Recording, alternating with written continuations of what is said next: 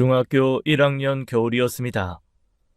저는 학원을 마치고 친구 집에 들러 게임기를 빌렸어요. 빨리 집에 가서 그 게임을 하고 싶은 마음에 골목 지름길을 택했죠. 그날따라 왜 그 길을 골랐는지 모르겠어요. 운명이라는 게 있다면 그건 분명 저를 시험하려 했던 것 같습니다. 골목 끝 허름한 모텔 앞에서 낯익은 뒷모습이 보였어요. 아버지였습니다. 그런데 옆에 서 있던 건 어머니가 아니었죠. 처음 보는 아줌마였어요. 두 사람이 자연스럽게 입을 맞추는 걸 봤습니다. 마치 오래된 연인처럼요. 저는 그 자리에서 숨이 멎는 것 같았어요. 손에 들고 있던 게임기가 땅에 떨어지는 소리도 들리지 않았죠. 며칠 밤을 뜬 눈으로 지새웠습니다. 어머니께 말씀드려야 하나, 모른 척해야 하나. 14살짜리 머리로는 답이 나오지 않았어요. 하지만 고민 끝에 결국 어머니께 말씀드리기로 했죠. 그래서 고민을 끝낸 그날 학원을 빠지고 일찍 집에 갔습니다. 어머니한테 다 말하려고요. 그리고 키로 현관문을 여는 순간 심장이 철컹 내려앉았어요. 낯선 구두가 놓여 있었거든요. 광이 나는 검은 남자 구두였습니다. 안방 쪽에서 이상한 소리가 들려왔어요. 아버지는 구두가 없었어요. 언제나 운동화를 신고 다니셨죠. 그러니 그건 아버지 신발이 아니었습니다. 저는 열린 문틈 사이로 본 광경을 평생 잊을 수가 없습니다. 지금도 못 잊어요. 어머니와 모르는 남자가 침대 위에 엉켜 있었어요. 비명조차 지르지 못했습니다. 소리 없이 집을 빠져나와 골목에 쭈그려 앉았죠. 얼마나 울었는지 모르겠어요. 눈물이 마를 때까지 그 자리에 있었습니다. 그날 저는 부모님 둘 다 잃었어요. 얼마 뒤 부모님이 크게 다투셨어요. 아마도 서로의 외도를 알았나 봅니다. 네가 무슨 자격으로 나한테 따져? 너도 남자 만나잖아. 네가 먼저 바람 피웠으니 내가 다른 남자를 만나지. 그렇다고 집으로 딴 남자를 들여? 또라이 같은 게. 너 같은 인간이 그런 말할 자격이 되냐?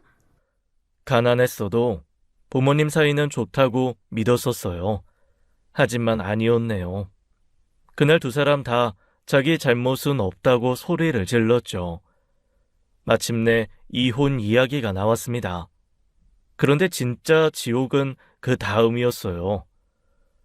상진이는 네가 데려가. 왜 내가 데려가? 네 아들이잖아. 내 아들? 꼭 네 아들은 아니라는 것처럼 말한다? 야, 엄마가 데려가는 게 당연한 거 아니야? 넌 모성애도 없냐? 그러는 넌 부성애도 없냐? 아, 몰라. 당신이 데리고 가. 저를 서로 떠넘기는 그 대화를 저는 방문 너머로 다 들었습니다. 부모가 저를 짐짝 취급하더군요. 그 과정이 몇 달이나 이어졌어요. 길고 지루하고 저는 그 시간 동안 천천히 무너져 내렸죠. 이젠 저도 그 두 사람 누구와 함께 가는 것도 싫었습니다.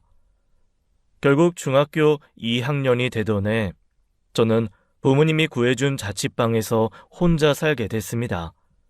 15살에 저는 버림을 받았어요. 아무도 저를 원하지 않았죠.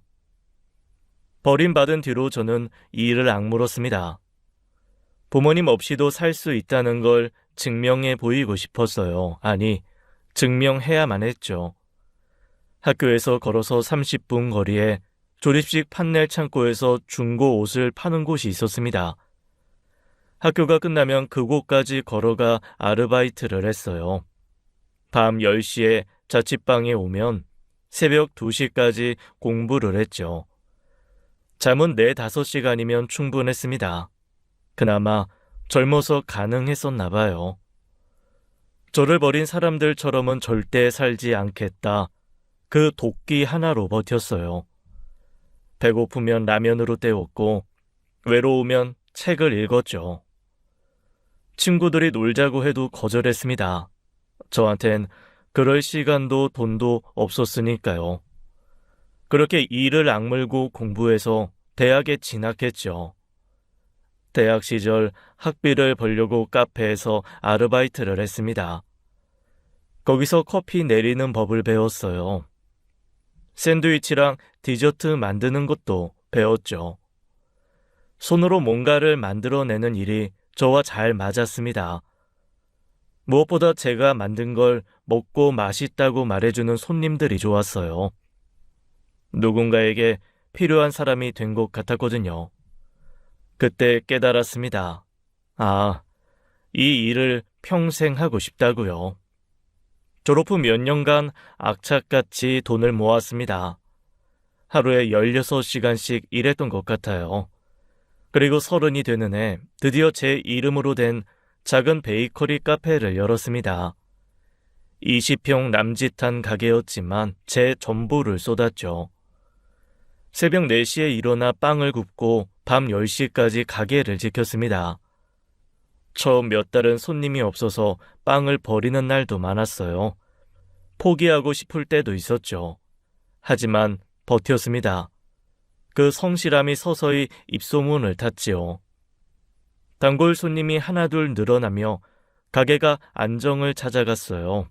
그리고 마침내 32살 되던 해 친구 소개로 한 여자를 만났습니다. 오빠, 내 친구 중에 괜찮은 애 있어. 진짜 착하고 예뻐. 한번 만나볼래? 갑자기? 나 여자 만날 시간도 없는데. 그러지 말고 한번 만나봐. 오빠 이러다 진짜 혼자 늙어 죽는다. 계속 이렇게 살면 10년쯤 뒤에 고독사 할걸? 그렇게 만난 사람이 연주였어요. 밝고 상냥한 사람이었습니다. 웃을 때 눈이 초승달처럼 휘는 게 예뻤죠. 2년을 만나고 결혼을 했습니다. 얼마 뒤 딸 다빈이가 태어났죠. 저는 그 아이를 처음 안았을 때 펑펑 울었습니다. 이제 저도 가족이 생긴 거였어요. 진짜 가족이요. 카페 운영은 물론이고 집안일도 제가 도맡았습니다. 요리도 제가 했어요. 아내가 편하게 쉴 수 있도록 모든 걸 해주고 싶었죠. 제가 받지 못한 사랑을 이 가정에는 가득 채우고 싶었거든요. 드디어 꿈꿨던 따뜻한 가정을 이뤘다고 생각했습니다. 그때는 정말 행복했어요. 결혼하고 나서 아내의 어린 시절 이야기를 알게 되었습니다. 나 어릴 때부터 나 동생이랑 차별 엄청 받았어. 원태는 대학 등록금은 물론이고 삼수하는 동안 과외비까지 부모님이 다 내줬거든. 근데 나한텐 대학까지 말래. 여자가 무슨 대학이냐고. 에이, 설마 그 정도까지야. 요즘 세상에. 안 믿기지? 진짜야. 그래서 낮에 일하고 밤에 공부해서 전문대 겨우 졸업했어. 내가 아르바이트해서 번 돈으로. 솔직히 처음엔 과장이라고 생각했어요. 요즘 세상에 그 정도로 차별하는 부모가 어딨나 싶었죠.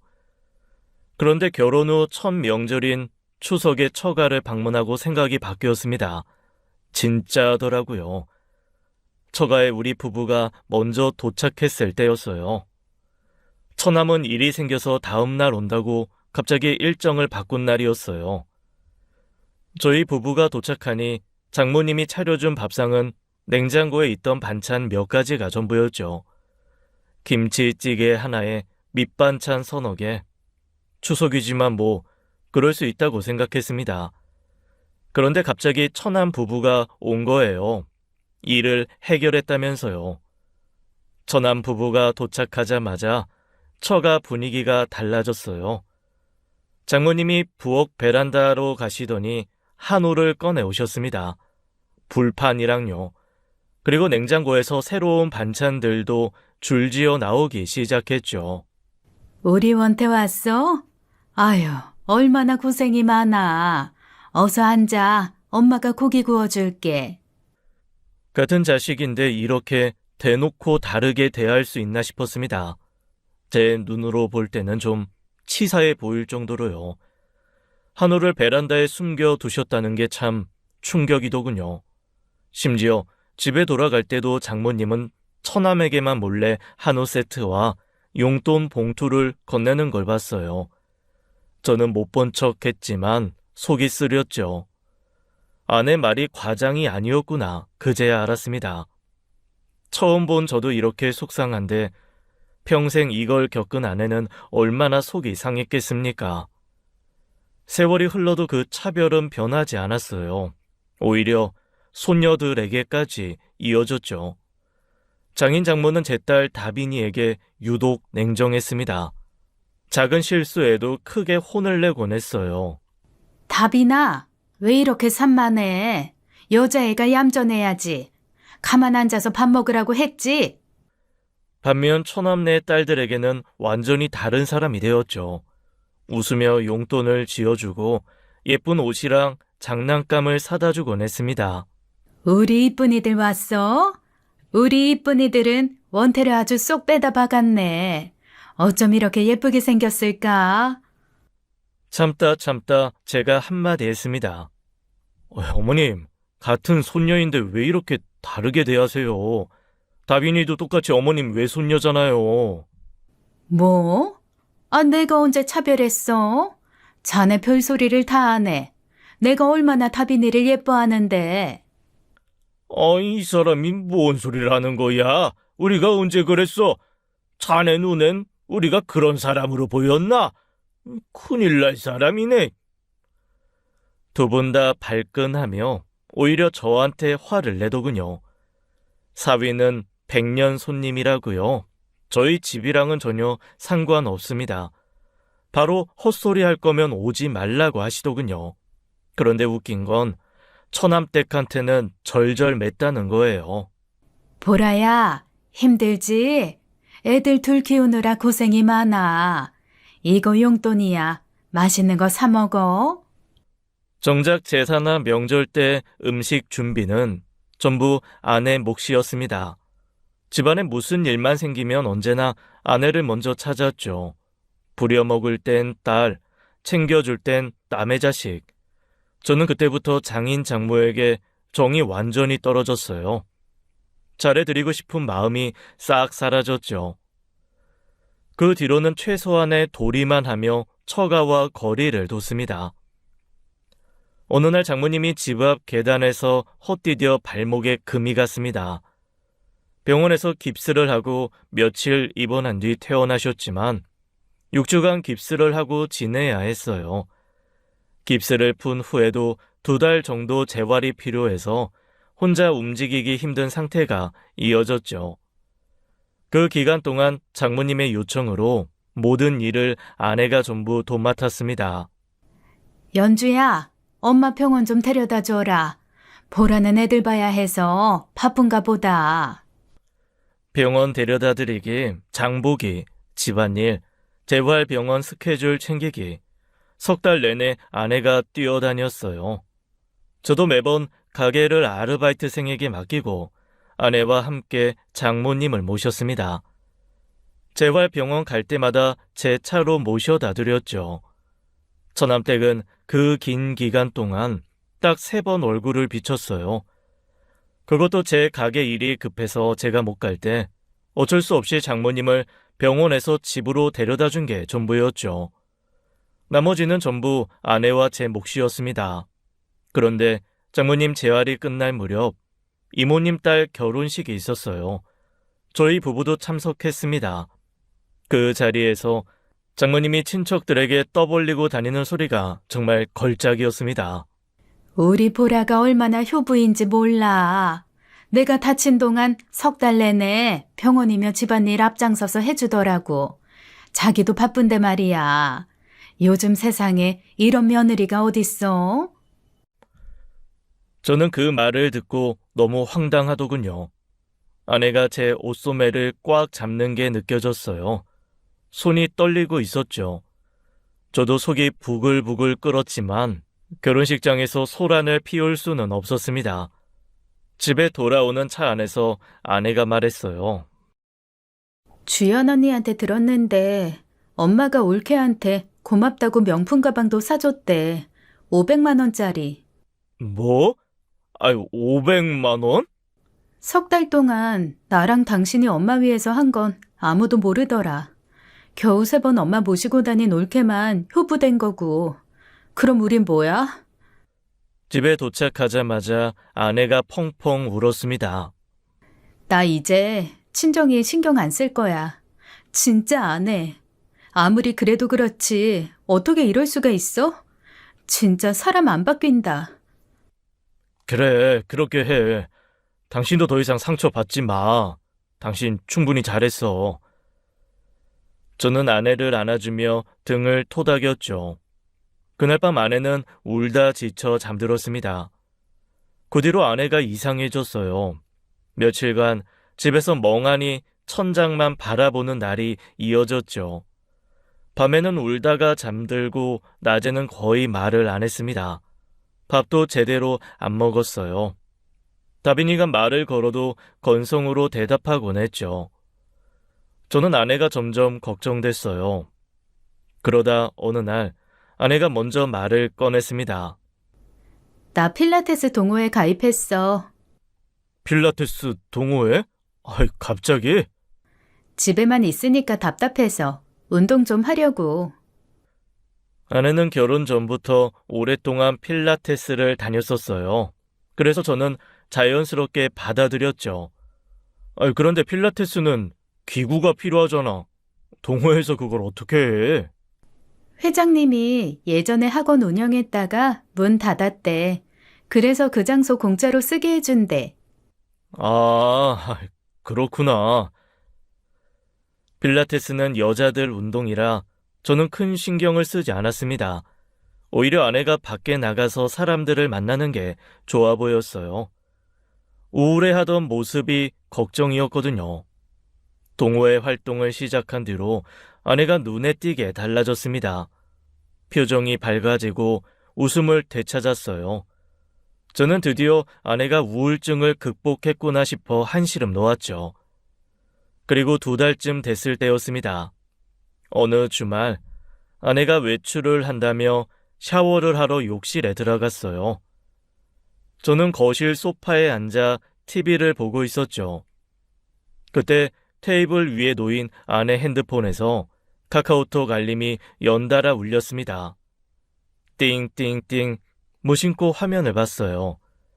필라테스 동호회 단체 카톡방에 사진이 여러 장 올라오고 있었죠. 보니까 며칠 전 모임 후 뒤풀이로 호프집에서 찍은 단체 사진이었습니다. 저는 별 생각 없이 사진을 봤다가 눈이 휘둥그레졌어요. 사진 속의 여자는 딱 2명뿐이었거든요. 아내와 50대로 보이는 여자 1명, 나머지 12명이 전부 남자였습니다.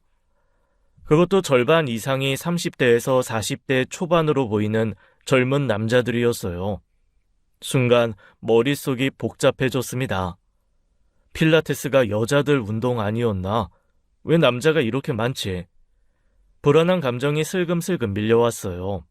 아무리 생각해도 이상했죠. 아내가 샤워를 마치고 나왔습니다. 여보, 카톡에 사진 올라왔던데 필라테스 동호회인데 웬 남자가 이렇게 많아? 아, 그거? 요즘 필라테스 남자들 사이에서도 인기야. 허리 아픈 남자들이 재활 목적으로 많이 해. 그래도 당신이랑 이 아줌마 빼고는 다 남자잖아. 좀 이상하지 않아? 뭐가 이상해. 운동하는 건데 뭘. 아내는 별것 아니라는 듯 대수롭지 않게 넘겼어요. 하지만 저는 찜찜한 마음이 가시지 않았습니다. 솔직히 나 좀 불편하다. 남자가 이렇게 많은 동호회에서 필라테스를 왜 해?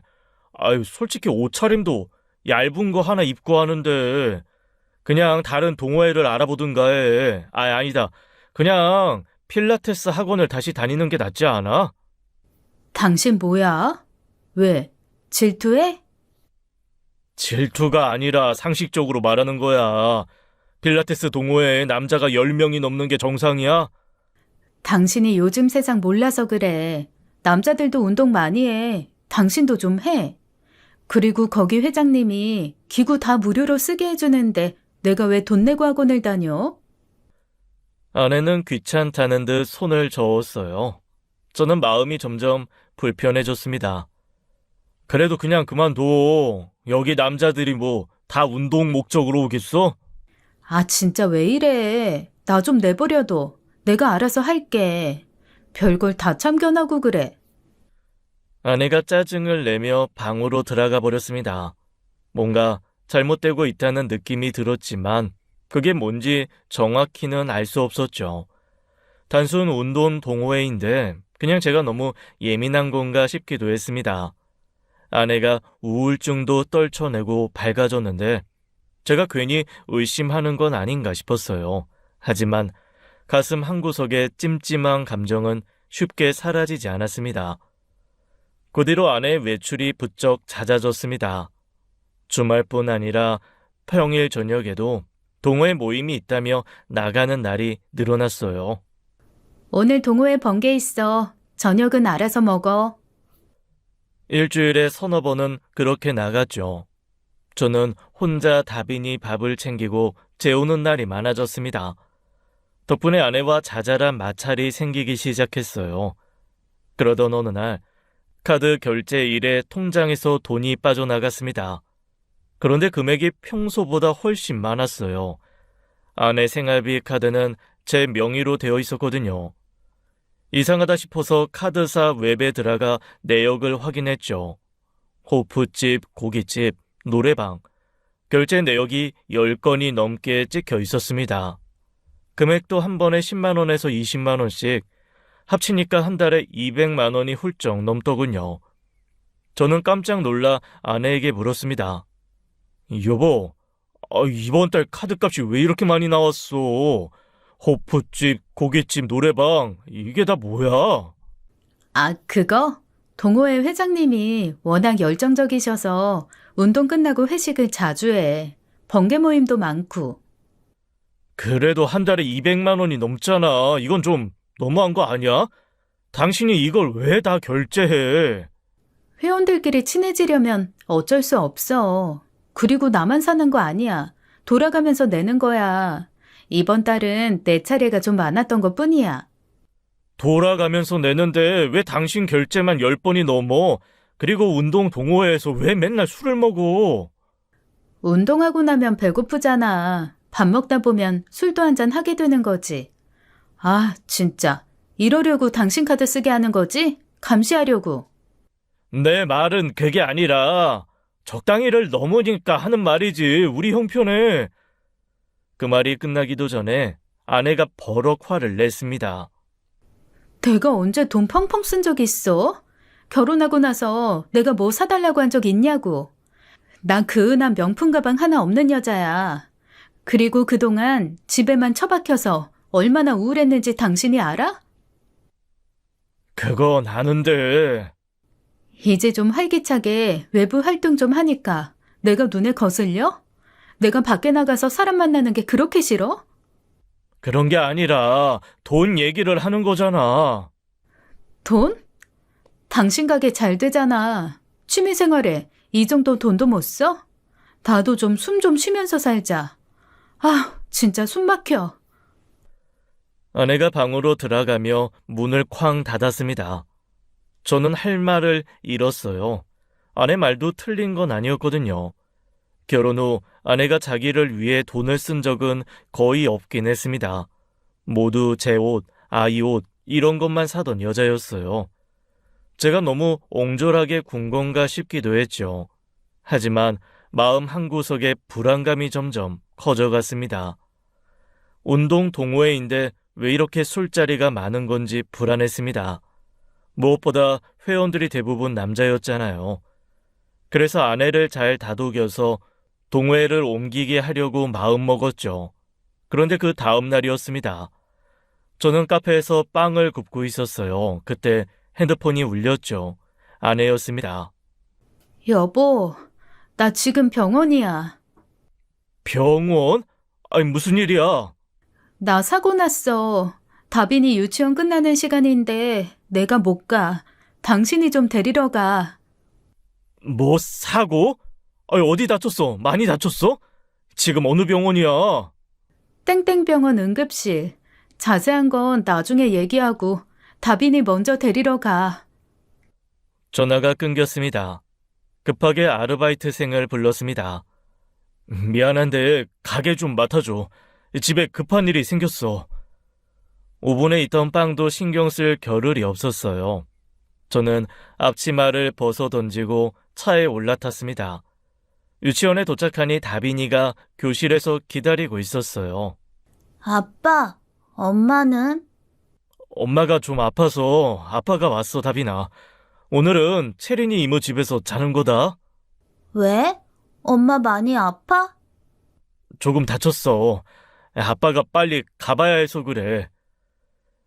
근처에 사는 사촌 여동생 채린이한테 급하게 연락을 했습니다. 채린아, 미안한데 이 다빈이 좀 봐줄 수 있어? 이 연주가 사고 났대. 뭐? 언니가? 언니 괜찮아? 알았어. 다빈이는 내가 데리고 있을게. 걱정 마. 다빈이를 채린이한테 맡기고 병원으로 달려갔습니다. 응급실에 도착하니 아내가 침대에 누워 있었어요.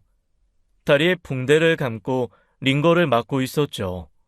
현주야, 괜찮아? 대체 무슨 일이야? 횡단보도 건너다가 오토바이한테 치였어. 뭐? 오토바이? 보호자분이시죠? 다행히 생명에는 지장 없습니다. 다만 종아리뼈에 금이 갔고 갈비뼈에도 금이 가서 2주 이상 입원이 필요합니다. 2주요? 네, 특히 무리하시면 안 돼요. 저는 아내의 손을 잡았습니다. 어쩌다 이렇게 된 거야? 많이 아파? 괜찮아. 동호회 모임 끝나고 집에 가려고 횡단보도 건너는데 갑자기 오토바이가. 됐어. 말하지 마. 일단 쉬어. 병실을 나와 채린이한테 전화했습니다. 채린아, 연주가 2주 정도 입원해야 할 것 같아. 나도 가게 일 때문에 진짜 미안한데 며칠만 다빈이 좀 부탁해도 될까? 뭐가 미안해. 당연하지, 오빠. 걱정 마. 다빈이는 내가 잘 볼게. 전화를 끊고 복도 의자에 앉았습니다. 한숨이 절로 나왔어요. 동호회 모임 끝나고 사고가 났다. 그 말이 자꾸 머릿속에 맴돌았죠. 아내가 입원한 지 며칠이 지났습니다.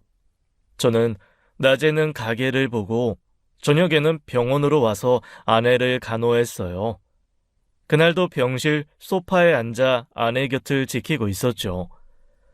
아내는 진통제가 포함된 수액을 맞고 깊이 잠들어 있었습니다. 그때 침대 옆 탁자에 놓인 아내 핸드폰이 울렸습니다. 띵띵 문자 알림이었어요. 저는 무심코 핸드폰을 집어들었습니다.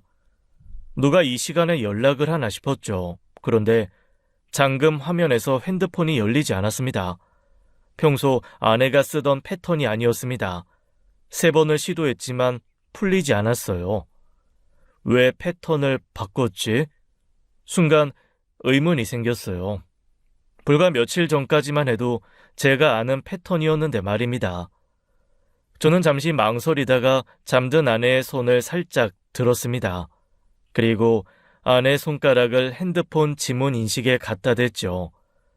지문 인식으로 잠금이 풀렸습니다. 화면을 보는 순간 심장이 철렁 내려앉았어요. 저장되지 않은 번호에서 문자 메시지가 연달아 와 있었습니다. 누나, 보고 싶어요. 저 젊어서 단단해요. 홍콩 보내드릴 수 있어요. 2번 연속 가능. 저는 그 문자를 보고 눈을 의심했습니다.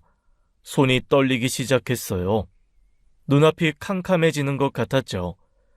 메시지를 위로 올려봤습니다. 전에도 비슷한 연락이 수십 개 와 있었어요. 누나, 오늘 예뻤어요. 누나 생각나서 잠이 안 와요. 누나랑 있으면 행복해요.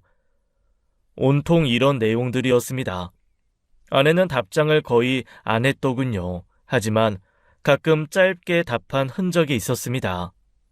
바빠. 안 돼. 계속 이러면 혼난다. 저는 애써 침착하려고 애썼습니다. 답문자를 보니 아내는 받아주지 않는 듯한 말투였거든요. 어떤 정신 나간 놈이 아내에게 추근덕거리나 싶었습니다. 하지만 그 말투의 수위가 저를 분노케 했어요. 저는 일단 그 번호를 제 핸드폰에 저장했습니다. 그 순간 또 문자가 왔습니다. 누나, 이번 주 토요일에 만나요. 제가 맛있는 거 사줄게요. 저는 핸드폰을 든 채 한참을 멍하니 있었습니다. 잠든 아내의 얼굴을 봤어요. 잠시 고민하다가 결심했습니다. 저는 아내인 척하고 답장을 보냈어요. 그래, 토요일에 보자. 어디서 볼까? 답장이 바로 왔습니다. 진짜요? 누나 드디어 만나주는 거예요? 땡땡역 3번 출구 앞에서 2시에 만나요. 기대돼요. 느낌표가 3개나 붙어 있었습니다. 저는 그 메시지를 캡처해서 제 핸드폰으로 보냈어요. 토요일까지 나한테 문자 절대 하지 마. 남편이 볼 수 있어. 그렇게 문자를 다시 보내고는 아내 핸드폰을 원래 자리에 내려놓았습니다. 토요일 땡땡역 3번 출구 오후 2시. 저는 그날 그 장소에 직접 나가기로 마음먹었습니다. 어떤 놈의 새끼가 나올지 직접 확인하기로 했어요. 토요일이 됐습니다. 저는 약속 시간보다 1시간 일찍 약속 장소에 도착했어요. 3번 출구 근처 카페에 자리를 잡고 창가에 앉았죠. 밖이 훤히 보이는 자리였습니다. 커피를 시켜놓고 기다렸어요. 대체 어떤 놈이 남의 마누라한테 그런 문자를 보낸 걸까? 흥분이 돼서 그놈을 기다렸습니다. 오후 2시가 가까워지자 3번 출구 앞에 젊은 남자가 나타났습니다. 20대 중반쯤으로 보였어요. 키는 크지 않았고 머리에 왁스를 잔뜩 바른 게 눈에 띄었죠. 남자는 핸드폰을 보며 두리번거리고 있었습니다. 누군가를 찾는 눈치였어요. 저는 저장해둔 그놈 번호로 전화를 걸었습니다. 신호가 가자 남자가 주머니에서 핸드폰을 꺼냈어요. 화면을 보더니 전화를 받았죠. 저놈이 맞았습니다. 저는 전화를 끊고 카페를 나섰어요. 남자에게 다가갔습니다. 남자가 고개를 가우뚱하며 저를 봤어요. 주연주 기다리는 거 맞지? 네? 누구세요? 나 추연주 남편. 남자의 얼굴이 순식간에 하얗게 질렸습니다. 눈이 휘둥그레지더니 뒤로 물러섰어요. 저는 그놈 멱살을 움켜잡았습니다. 그리고 근처 골목으로 끌고 들어갔어요. 남자가 발버둥을 쳤죠. 아저씨, 저 잘못 없어요. 진짜예요. 저는 분노가 치밀어 올랐습니다. 그놈 뺨을 세게 후려쳤어요. 퍽 하는 소리와 함께 남자가 바닥에 나뒹굴었죠. 잘못이 없어? 남의 마누라한테 젊어서 단단하다 홍콩 보내주겠다 이런 개소리 하는 게 잘못이 없는 거야? 아저씨 때리지 마세요. 저 몰랐어요. 저는 다시 멱살을 잡아 그놈을 일으켰습니다. 미친놈이 어디서 몰랐다는 개소리를 해? 어디 감히 유부녀한테 그따위 소리를 해? 어? 유부녀한테 작업질 하려면 그 남편한테 걸려서 맞아 돼질 각오도 된 거 아니었어? 어? 너 몇 살이야?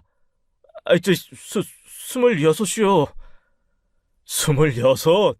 미친 새끼 아니야 이거. 남자가 울먹이기 시작했습니다. 저 진짜 몰랐어요. 그냥 형들이. 형들? 네, 형들이, 동호회 형들이 그랬어요. 뭐? 동호회? 형들이 저 누나 쉽다고, 조금 잘해주면 꼬셔서 잠자리 할 수 있다고, 자기들도 다 했다고, 나도 한번 해보라고. 그래서 전 그냥. 그게 뭔 개소리야? 똑바로 말 못해? 진짜예요, 아저씨. 저만 그런 게 아니에요. 형들이 먼저 했어요. 한동안 아무 말도 할 수가 없었습니다. 방금 전까지도 저는 상상도 못한 일들이었어요. 개소리 하지 마. 증거를 대. 증거 없으면 넌 오늘 괘씸죄까지 더해서 죽는 거야. 그놈은 증거를 못 내놓고 우물쭈물했습니다. 저는 주먹을 들어 올렸어요. 아저씨 잠깐만요. 증거 있어요. 진짜 있다고요. 그럼 빨리 내놔. 동호회 단톡방 말고 이 형들끼리만 따로 판 단톡방 있어요. 거기 들어와 보세요. 제가 누나 얘기 슬쩍 꺼낼 테니까 형들 반응 보시면 돼요. 저는 잠시 생각했습니다. 이놈 말이 사실인지 직접 확인해야겠다 싶었어요. 좋아, 해봐. 대신 나 속이려고 하는 행동이면 그냥 오늘 같이 죽는 거야, 알겠냐? 남자가 후들거리는 손으로 핸드폰을 꺼냈습니다. 단톡방에 저를 초대하더군요. 형들, 나 아는 형님이야. 같이 운동하실 분. 이 형도 우리 동호회 가입하고 싶다고 하셔서. 저는 초대를 수락하고 들어갔습니다. 들어가자마자 메시지가 올라왔어요. 여자가 들어와야 하는데 왜 또 남자냐?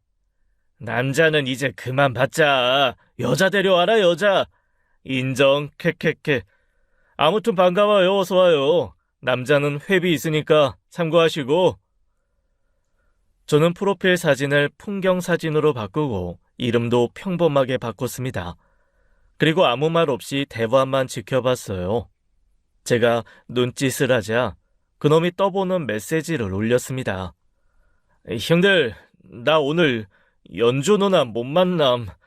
약속했는데 안 나옴. 바로 답장이 쏟아졌어요. 병신 또 까임? 못 먹는 감 찔러보기냐? 두식아, 넌 왜 맨날 태짜야? 캐캐. 그냥 포기해라. 누나가 널 남자로 안 보나 보다. 넌 영원히 못 먹을 듯, 캐캐. 저는 화면을 뚫어지게 쳐다봤습니다. 연주 누나, 제 아내 이름이었어요. 대화가 계속 이어졌습니다. 이번 주 순번 누구냐? 나 지난주에 했으니까 이번 주는 재훈이 형 차례 아님? 토요일에 만나기로 함. 축하. 형 또 득점이네. 순번, 득점. 읽으면 읽을수록 속이 뒤집어졌습니다. 연주는 좀만 이빨 털면서 잘해주면 다 넘어옴. 꼴에 여왕벌 모시듯이 해야 함.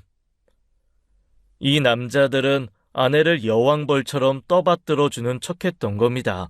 하지만 진심이 아니었어요. 전부 잠자리가 목적이었죠. 아내는 그것도 모르고 자기가 진짜 인기 많은 줄 알았던 거예요.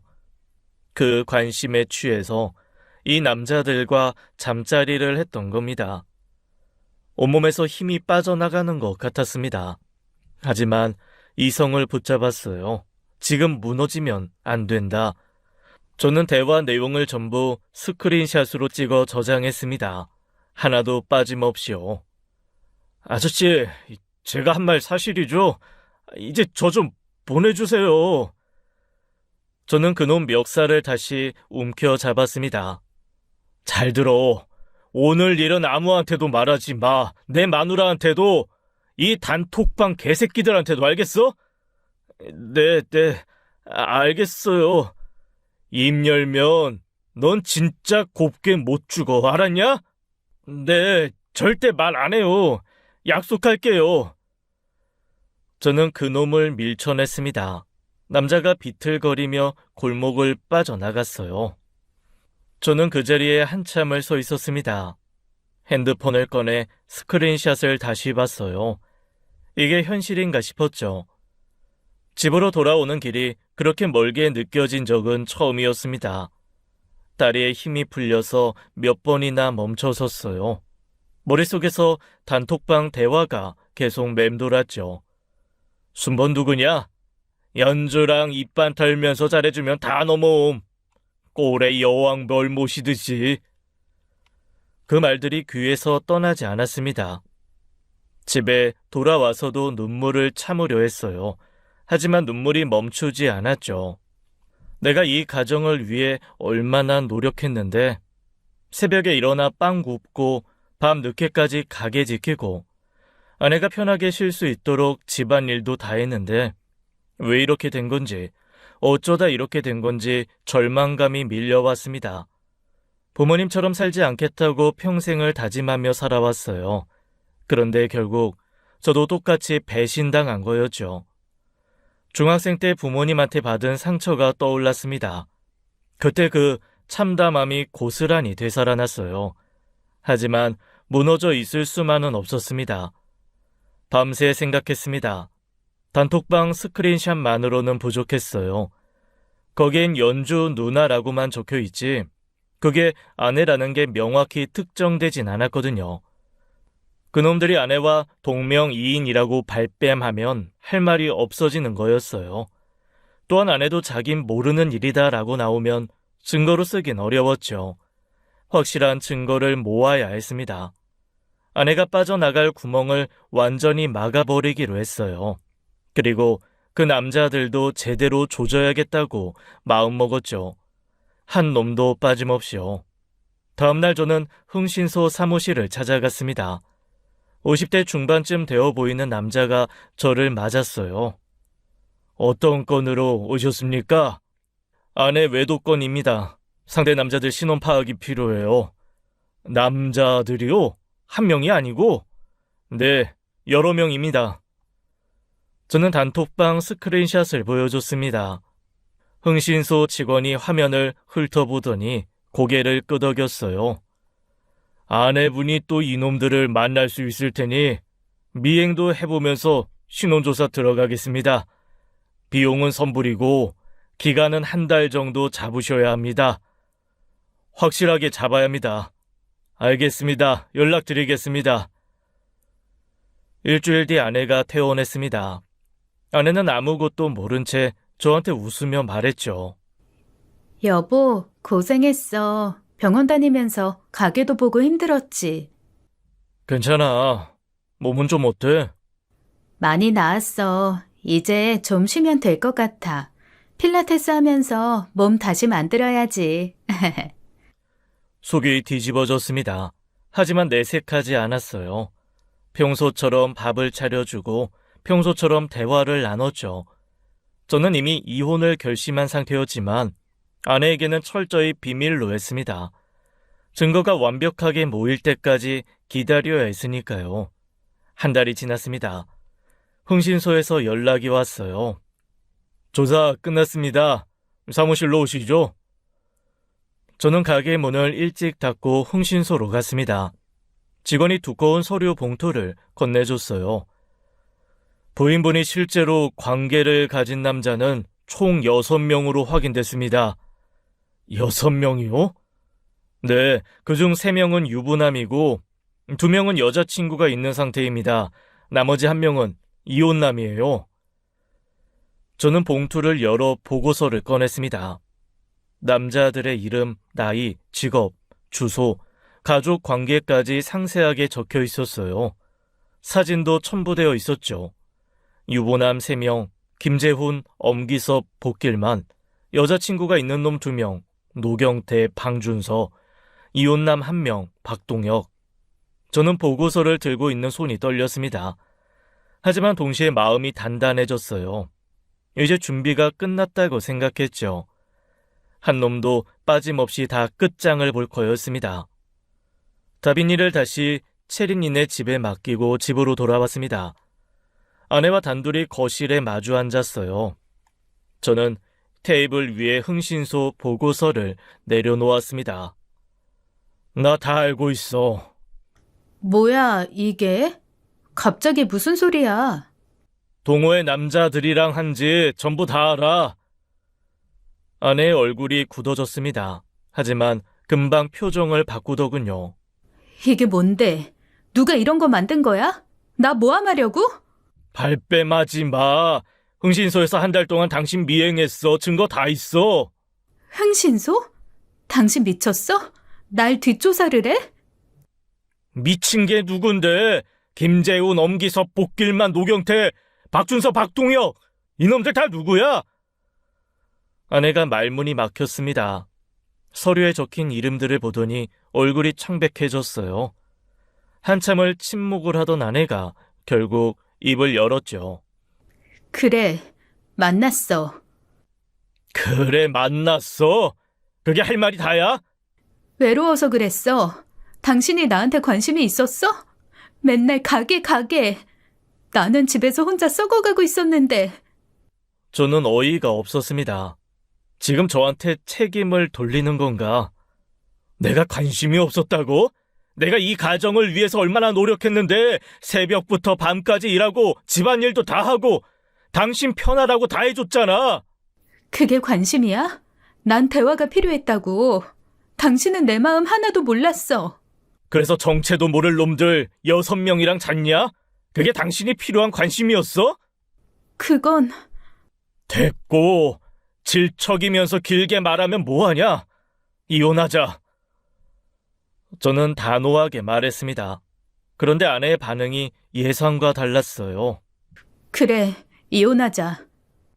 뻔뻔하게 웃더군요. 나 같은 여자 놓치면 당신만 후회할 거야. 난 어디 가도 인기 많거든. 그 남자들이 왜 나한테 줄을 섰는지 알아? 내가 매력 있으니까 그런 거야. 미친 거니?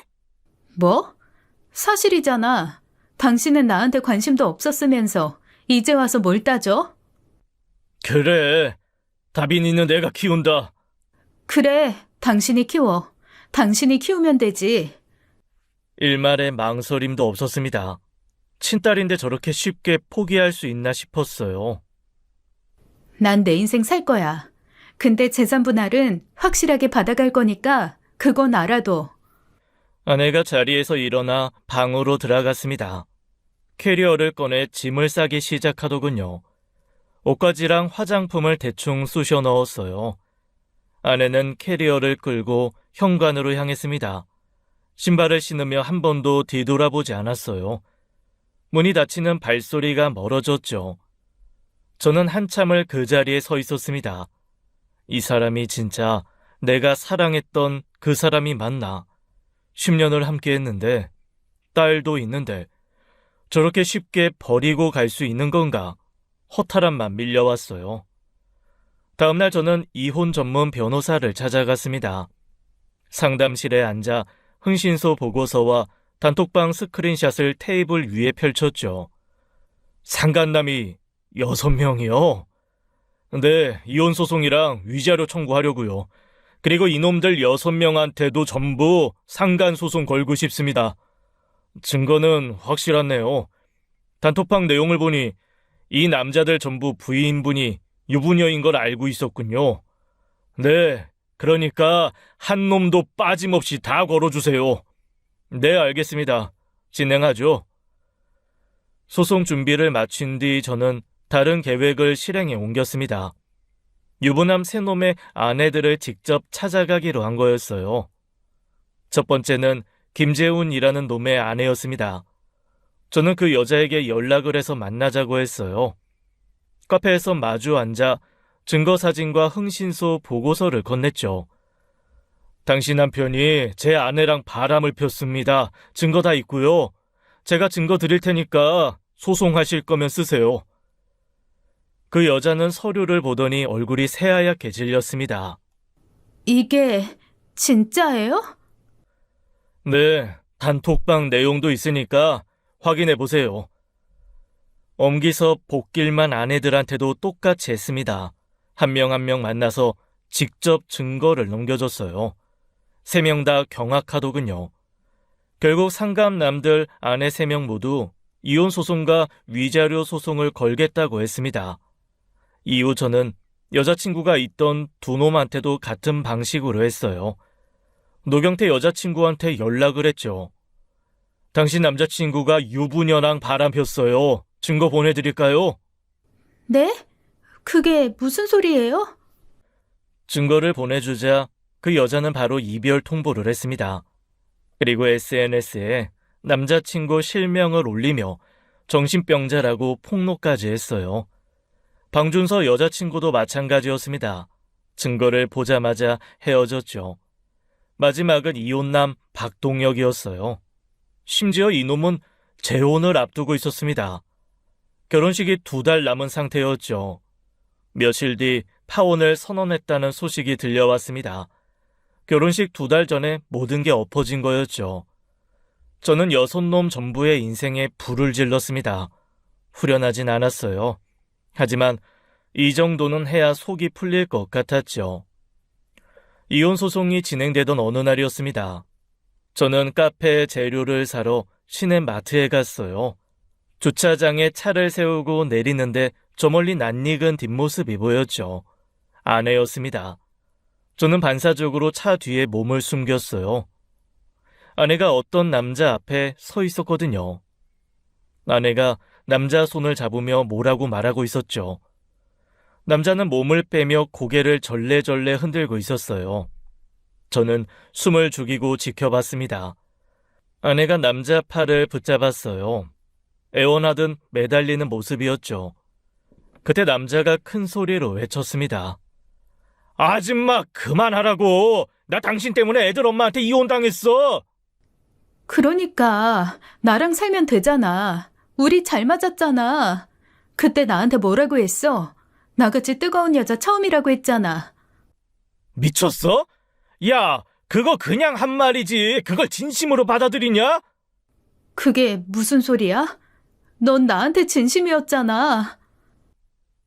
저기요, 그냥 한두 번 논 거지 뭘 진지하게 생각한 적 없어. 아줌마가 혼자 착각한 거야. 아이 씨발, 같이 즐겼으면 조심 좀 하지 왜 걸려서 이 지랄을 만들어?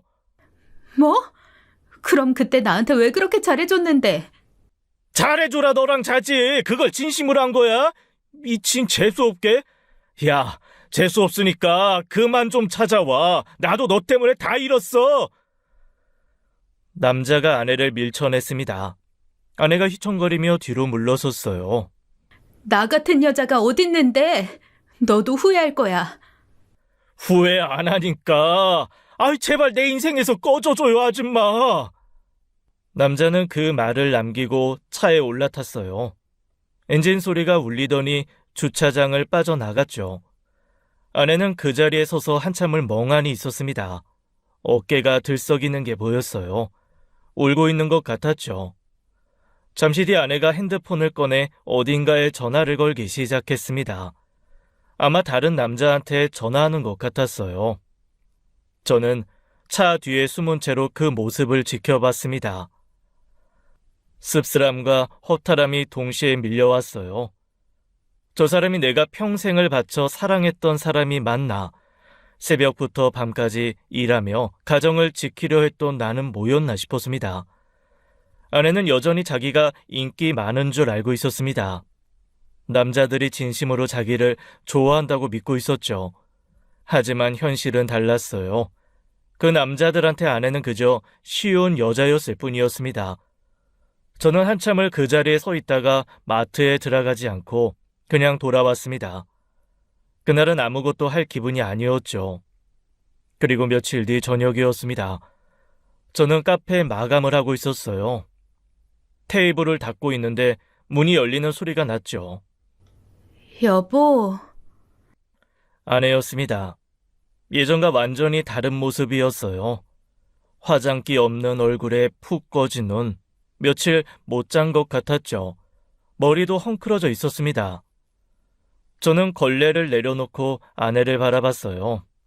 아내가 제 앞에 무릎을 꿇었습니다. 잘못했어. 용서해줘, 여보. 내가 미쳤었어. 정신이 나갔었어. 제발 한 번만 기회를 줘. 아내가 눈물을 흘리기 시작했습니다. 다빈이한테도 엄마가 필요하잖아. 그치? 내가 다시 잘할게. 진짜 잘할게. 그 남자들한테 속은 거야. 내가 바보였어. 걔들이 날 진심으로 좋아하는 줄 알았어. 근데 아니었어.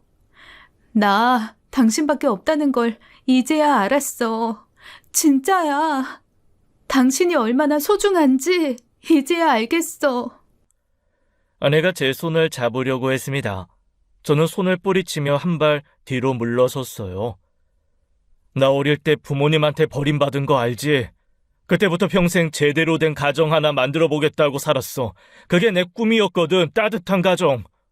여보, 근데 당신이 그 꿈을 박살냈어. 미안해. 정말 미안해. 그 남자들이 당신을 어떻게 생각했는지 알아? 뭐? 순번 정해서 돌아가며 잤어. 이번 주는 누구 차례냐? 지난주에 했으니까 이번 주는 네가 해라. 그렇게 돌려가며 당신이랑 잔 거야. 그게 무슨 소리야? 호구 남편 돈으로 술 먹는다고 비웃었어. 조금만 잘해주면 다 넘어온다고. 여왕벌 모시듯이 하면 된다고. 그게 그 남자들 생각이었다고. 당신을 진심으로 좋아한 게 아니라 쉬운 여자라서 논 거야. 당신만 몰랐겠지. 아내가 바닥에 주저앉았습니다. 울음이 터져 나왔어요. 몰랐어. 난 정말 몰랐어. 더 이상 할 말 없어. 나가. 여보, 제발. 한 번만 봐줘. 제발. 아내가 제 다리를 붙잡았습니다. 울부짖으며 매달렸어요. 내가 잘못했어. 다 잘못했어. 제발 한 번만. 저는 아내를 뿌리쳤습니다. 그리고 카페 문을 열었어요. 나가! 아내는 한참을 바닥에 엎드려 울었습니다. 저는 문을 잡은 채 서 있었죠. 몇 분이 지났을까 아내가 비틀거리며 일어났습니다.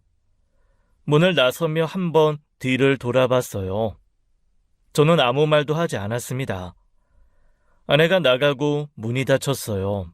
저는 닫힌 문을 바라보며 길게 숨을 내쉬었습니다. 끝났다고 생각했죠. 이제 정말 끝난 거라고요. 이혼이 확정되고 1년이 흘렀습니다. 저는 다빈이와 둘이 살고 있어요. 카페도 잘 되고 다빈이도 건강하게 잘 자라고 있죠. 어느 날 오랜만에 연락이 왔습니다. 제 친구 나래였어요. 예전에 연주를 소개해줬던 그 친구였죠. 오빠, 나 나래야. 오랜만이야. 진짜 오랜만이다. 연락 못해서 미안해. 그런 여자 소개해줘서. 미안해서 진짜 할 말이 없었네. 괜찮아. 너도 모르고 소개해준 거잖아. 네 잘못 아니야. 그래도 미안해. 오빠가 얼마나 힘들었을까 생각하면. 됐어. 지난 일이야. 잠시 침묵이 흘렀습니다. 오빠, 연주 근황 들었어? 아니, 관심 없어. 아직도 정신 못 차렸더라. 동호회 엄청 많이 가입해서 다닌대. 등산 동호회, 테니스 동호회, 독서 동호회, 닥치는 대로 가입한대. 근데 이제 나이가 드니까 예전처럼 관심을 못 받나 봐. 젊은 여자들 들어오면 바로 밀려나고, 그럼 또 다른 동호회 가입하고. 그래도 남자들이 거들떠보지도 않는다더라. 인생 참, 왜 그렇게 사니? 그런데도 여전히 자기가 인기 많은 줄 안대. 남자들이 자기한테 관심 없는 게 질투 때문이라나? 진짜 한심해서 말이 안 나와. 그렇구나. 오빤 담담하네. 이제 남 얘기야. 궁금하지도 않고. 전화를 끊고 저녁을 준비했습니다. 다빈이가 학교에서 돌아왔어요. 다빈이와 마주 앉아 저녁을 먹었습니다. 맛있게 먹는 다빈이를 보며 생각했어요. 채워지지 않는 결핍을 다른 사람에게서 찾으면 결국 모든 것을 잃는다는 것을요. 연주가 딱 그랬죠. 부모님한테 받지 못한 사랑을 엉뚱한 곳에서 찾으려다 가정도 잃고 딸도 잃었습니다. 저는 그 교훈을 가슴에 새겼어요. 이 아이에게는 절대 그런 상처를 주지 않겠다고 다짐했죠. 아빠, 카레 맛있다. 그래? 더 먹어. 다빈이가 웃었습니다. 저도 따라 웃었어요. 이제 저희 둘만의 가정이지만 충분히 따뜻했습니다. 지금까지 사연 읽어주는 남녀였습니다. 끝까지 함께 해주신 여러분 감사드리며 저희는 다음 사연으로 돌아올게요. 감사합니다.